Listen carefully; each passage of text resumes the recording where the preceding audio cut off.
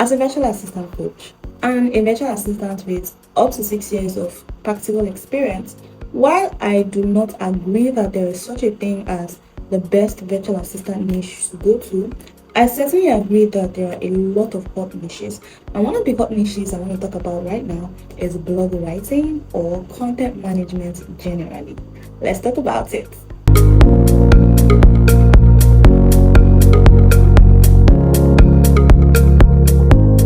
Hi my friends, welcome back to my YouTube channel. If this is your first time seeing my face, hi, I'm excited to welcome you to this growing community of virtual assistants and work from home enthusiasts. I'd like to invite you to click on the subscribe button just so that you can be a part of us and learn all of the amazing tips and strategies that's going to help you make money online right from the comfort of your home.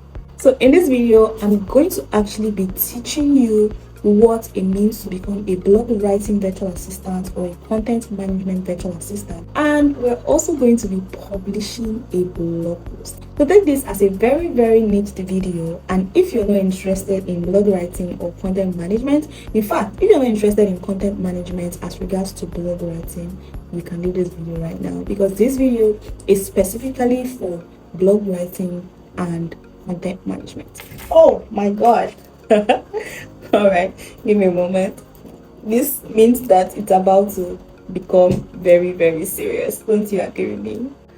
All right, first things first, what does content management mean? Content management just basically means what it says: content management, managing content. And then there are different types of content. There's writing content, there's video content, there's image content. There are different types of content. So you want to now be more specific about the kind of content you want to manage. But in this video, we are going to be talking specifically about writing content, and that is where blog writing comes in. A blog writing virtual assistant is just basically a virtual assistant that handles writing content for a blog.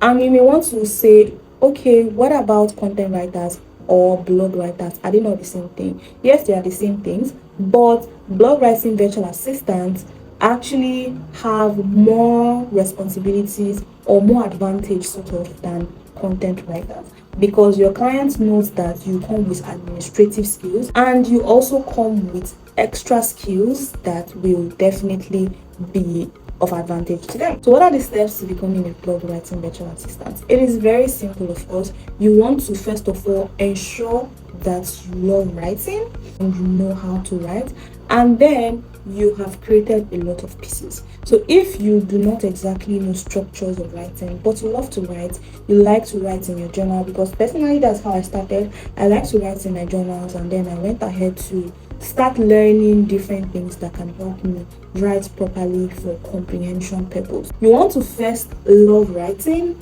then know how to write, then have the strong desire to learn how to write comprehensively, because it is one thing to just write short pieces, it's another thing to write long pieces, and blog posts are usually long pieces. That is why I'm saying know how to write comprehensively, because when you write long pieces, it has to be very comprehensive and you're not losing your readers along the way. A few things that you should learn to help you with your blog writing interest is to learn proper grammar. Very important. You need to learn proper grammar, you need to learn sentence structure, you need to learn punctuations, you need to learn figures of speech, all of those English and vocabulary things that we probably ran away from during the English class. Yeah, you need to learn them. So once you are done learning them, you now also need to start practicing. So start writing a lot of blog posts. So think of blog posts. Basically, blog posts are to help people understand certain things that they are looking for. Just like every content is meant to inspire, meant to entertain, meant to educate.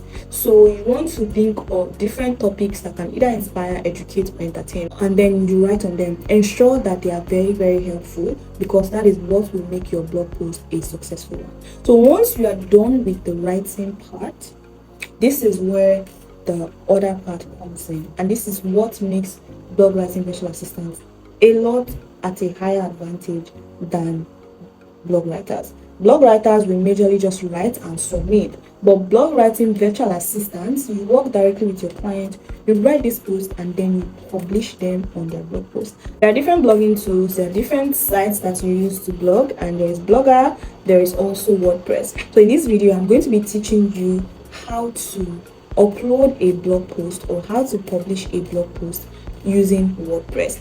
Another thing you need to know is you need to know the terminologies to use. It is not upload a blog post, it is publish a blog post.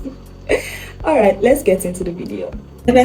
So welcome to this tutorial. We're going to be talking about how to publish your blog publication using WordPress, like I mentioned in our intro. So what you want to do is, first of all, ensure that you've gotten your blog post that you're going to be using and have it opened. Then the next thing is to ensure that you already have the platform that you are going to be using. So whether you're using WordPress or you're using blogger.com or whichever platform you're using, in this tutorial we're going to be using WordPress blog, right? So I'm going to be using a client's account, and I already made the blog publication, but I'm just going to follow the step-by-step process again so that you can see it, and then when you are trying to practice it, you can hit the publish button. All right, let's go. So this is already saved. Our account is already saved on my laptop, so I'm just going to click on my account. In a case where your account is not saved, all you just need to do is ensure that you have the login link, right? The login link to your client's WordPress or Blogger platform, whichever one it is. So once that is done, the next thing you want to do is click on Ruby Secrets. Click on dashboard basically, so that it will take you to the dashboard, that is where everything usually happens. So we're going to wait for this to load. Now it's loaded. You're going to see a couple of features here. One thing I always advise my students to do when they get to a new platform is to hover around the platform. Even if you do not know that platform before, you never used it before, it's the first time you're using the platform, all you want to do is to hover around that platform. So if we're hovering around this, you see that this is dashboard, this is home, this is insights, this is post. When you click on post, or when you even just insert your cursor on post, it will show you all posts, add new post categories, and the rest of them. If you take your time to hover around all of this, you certainly know what all these platforms are for, or all these features, rather what these features are for. But we just want posts. Remember that we are adding a blog post, so click on all posts. Great, so these are all the blog posts from before, and for us to just add a new blog post is typically what you do in any setting or any platform. Look at add new post. So you click on add new post. Once you click on add new post, it will take you to the platform or the interface where you are going to be adding new posts, so you can add everything that you need. So the first thing here is to add title. After title, you add the full content and then the other things that you need to ensure that it is SEO optimized. So remember I said that you need to have your blog post first. I already opened it. I'm just going to open it here so that I can copy and paste. So the title, I'll copy the title first. Okay, copy. Then I will take it back. This is where we are at. Include title. Just paste it. This is the title of our blog post. Next thing is to type stroke choose a block. So to type or choose a block is just you adding all the full blog posts that you're going to be using, which are all of this. So I'm just going to copy everything. Once you copy into the text editor on your platform, you can do whatever edit you want to make, just so that everything is properly arranged and properly organized. So this is our platform. Paste. So now everything is pasted. I will just start doing some manual editing. Alright, so the first thing we'll need before we continue to edit is to get a picture, because your blog post should not be posted without a picture. So different ways you can get a picture for your blog post. You can design one yourself using Canva. So depending on what you're talking about, you can just make a quick design using Canva, or you can go ahead to use original pictures. Say the brand you're working with has original pictures, they take their pictures themselves, you can use that, or you can research for pictures using stock platforms or platforms that offer free stock images. So example of such platforms is pixels.com. So you can use pixels.com or you can use Pixabay. So let's use pixels.com. So click on pixels.com. and allow it to open up, and then it takes us to the platform. So when you are looking for pictures, you need to have an idea of what the picture should look like, the kind of picture you're looking for. So our blog post is about immigration, right? It's about immigration, it's about relocation and all of that. So it has to be something around that. So on here, you can search for a picture or you can search for a video. So if you are going to be doing a video post, you can search for videos here, free videos here, or you can search for photos. So one of the important reasons why you should use platforms like Pixels and Pixabay is because whichever image you use from these platforms or whichever videos you use from these platforms, they are free, they're not going to be copyrighted. But if you just pick a random picture or random video on Google or YouTube, there's a high chance it will be copyrighted, and you want to ensure that you avoid things like that as much as possible. So let's search for immigration.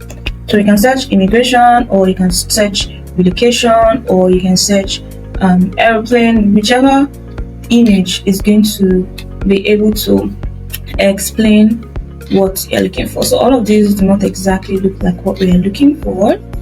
So well, there's this US citizenship and immigration services, there's visa here. Visa doesn't look bad. There's this person stamping the passport. It does not exactly look bad because the title is USCIS provides updates on how to prove extraordinary ability for the EB1A visa. So this has got to do with visa, so we can use this, or you can use this that says Immigration Canada, or just any one. So for the sake of time, we're just going to pick this one.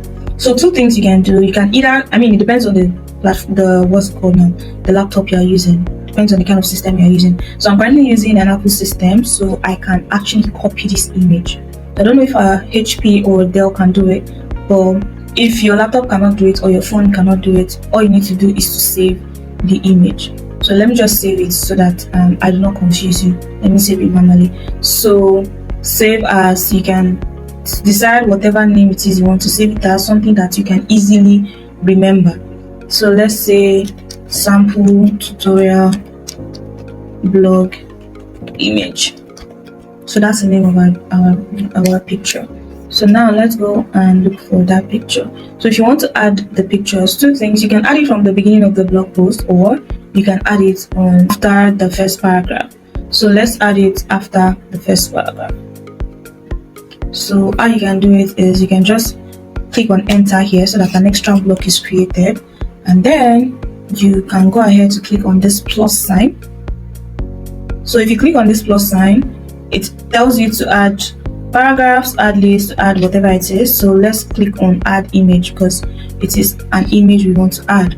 So it's tell you media library, that is pictures you've already saved to your laptop, or insert from URL. So let's click on media library because we already saved the picture.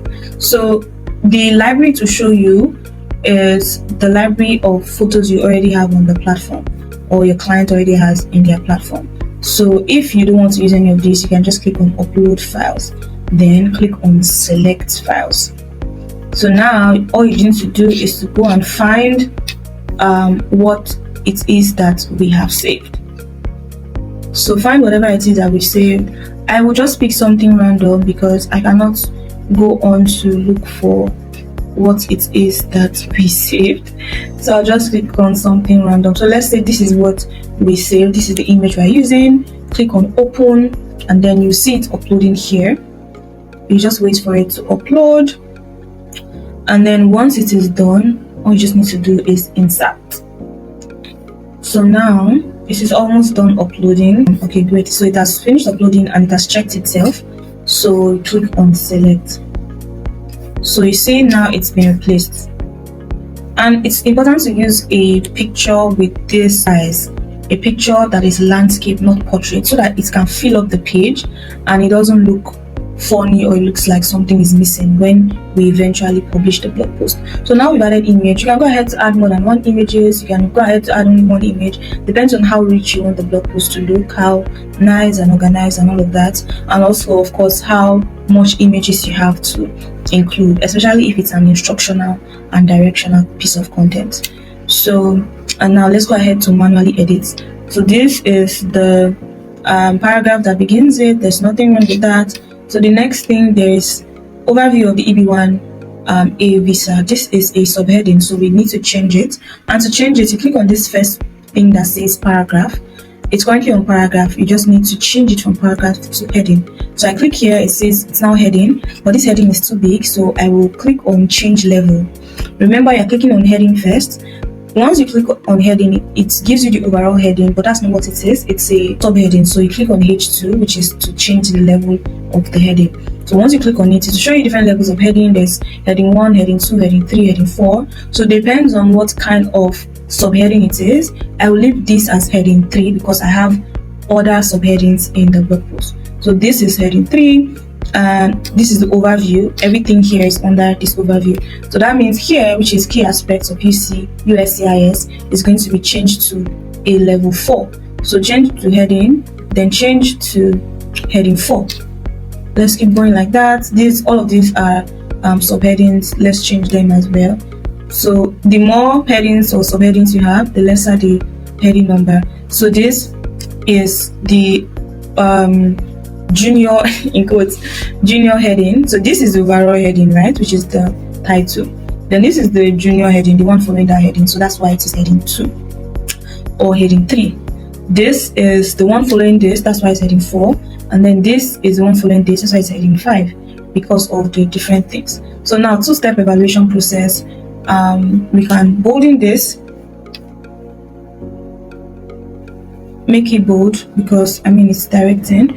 Then step 1 is meeting the initial payment. Two things, you can change this into the smallest heading, or you can just bolden it. So let's change it to the smallest heading, which is heading 6, and then read through to see where anything we need to change. So these criteria include, we can just bolden it.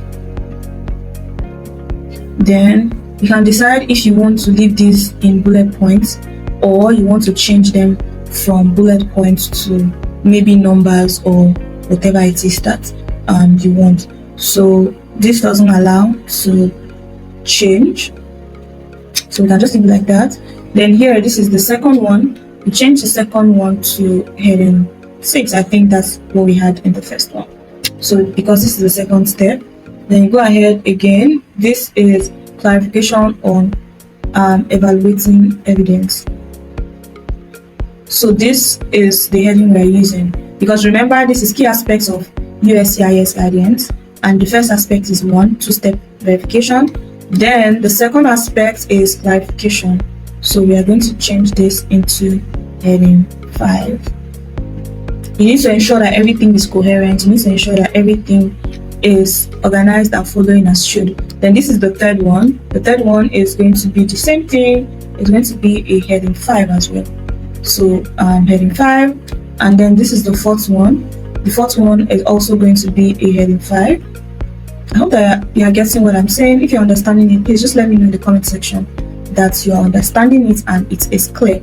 So this is another subheading. The updated guidance identifies common pitfalls that can lead to denial of EB1A petition, including. So we can make this a really small heading, or we can just bolden it. So let's make it a heading 6. Then this is the fifth aspect. We are making it a heading 5. Perfect. So now we've come to the end. This is conclusion. So for conclusion, you can do two things. You can either bolden it, or you can make it a heading as well, the smallest heading. So let's make it the smallest heading. Yeah. So now this says, for more detailed information, you can visit the USCIS official guidance on EB1 here. So now this is requiring us to include a link. All you need to do is go and copy the link that you're trying to save. Then you highlight here, click on this place that says link, and then you include. Ensure that the link is correct. So let me just add a random link. So www.usciscanada.com. So once you do that, all you need to do is to click on enter, and it is now linked in your article. So once it is published, if somebody were to click on this, it will take them to that particular link that you added. So the next thing is, you want to just scroll down and include some other things that may be needed for you to include. So for example, it needs you to create a post excerpt. you can just decide whatever excerpt you want to use. Let's say that this blog post discusses the new improvements of USCIS immigration. So you have to ensure that it is specific as possible and it is good enough to draw people in to read more, because those are like the first few things that they're going to see before they decide if they want to click on. And the given characters is 7,063 out of 160. So 160 max recommended characters is what you can use. Once it passes 160, it means that it's no longer as it should. So you scroll down, you can decide that you want to add key focus phrase, add focus phrase, whichever tag you want it to be, just include that. Then this is just showing you how your article is doing. So meta description length, the meta description is over 160 characters. It means that there's a description that I did not get correctly. You can just go back and edit it if you get this kind. So content length is correct. Internal links, we couldn't find any internal links in content, so remember that the link I included, they didn't make sense, it wasn't correct, so that's why. Then external links, correct. So now next thing you want to go is to go by this side. It's showing you how the blog post is. It's currently on draft, so once we change that, it's going to be going to publish. So publish immediately. This is the link we're going to see, and then you keep scrolling and you want to include it in the right categories, because every blog post have different categories, so you want to include it in the right categories. This is under relocation tips, because we have career advising category on the blog post, we have relocation tips category, so you want to ensure that you're ticking the right one so that when you post it, it's going to go straight to it, or better still, when you publish it, it's going to go straight. So now we're done. It's quite easy peasy for real. So once you are done checking out everything and you are sure that everything is up to date and correct, all you need to do is to click on publish. So once you click on publish, it's going to be published and you have a blog post. For the fact that this content has already been published, I'm not going to click on published because it is a client platform I'm currently using, but I will show you the blog post that I already published on her behalf, which is this particular blog post. So once you click on publish, this you would get the link. So this is the actual one that I have published, the blog post that I published on her behalf. So let me go back and just click on view.